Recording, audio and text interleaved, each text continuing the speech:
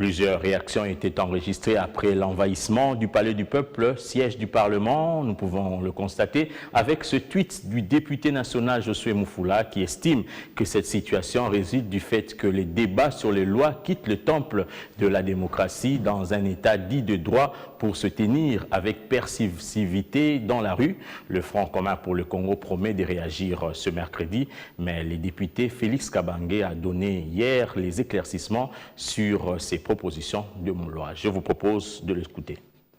D'abord, s'agissant de ces trois textes, moi personnellement, j'étais déjà en train de me préparer. Ceux qui m'ont suivi lors de la dernière intervention après l'arrestation de l'honorable Jean-Jacques Bemba, j'avais annoncé que nous allions travailler sur des grandes réformes de notre système judiciaire.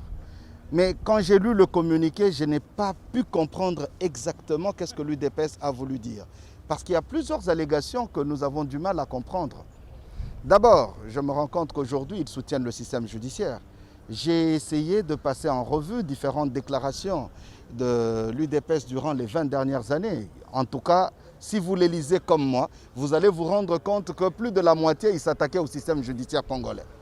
Et ce système-là, ceux qui l'animent n'ont pas changé. Ce sont les mêmes acteurs. Mais je préfère aller dans le fond de la question, parce qu'ils disent que nous voulons donner plus de pouvoir au ministre de la Justice en violation de la Constitution. Mais lorsque vous lisez la Constitution de 2006, vous allez voir qu'on ajoute les magistrats de parquet, ils sont dedans. On les a retirés dans la Constitution de 2011, tout simplement parce que les magistrats de parquet relèvent du ministre de la Justice. Donc c'est très important qu'on parte de cette Constitution. Donc les trois projets de loi sous examen au niveau de l'Assemblée ne viennent pas ex nihilo. Donc ça vient pour renforcer les dispositions de la Constitution. C'est la même chose, nous sommes en droit comparé. Lorsque vous voyez le droit, la Constitution ou le système judiciaire français, belge, de qui d'ailleurs nous avons hérité beaucoup de choses, c'est la même chose. Est-ce que parce que le ministre français, le garde-sceau français, a le pouvoir d'injonction sur les magistrats de parquet, la France est moins démocratique que la République démocratique du Congo?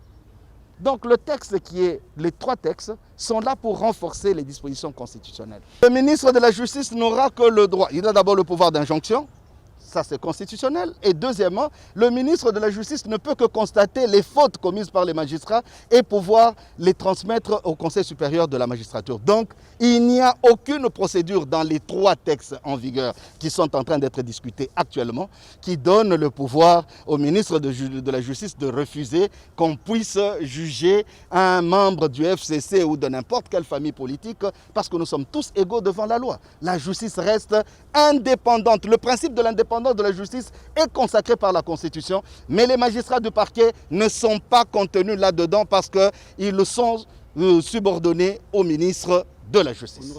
Et pour être complet sur la question, le Conseil supérieur de la magistrature se réunit ce mercredi pour donner sa position en rapport avec ces textes sous examen à la commission PAJ de l'Assemblée nationale.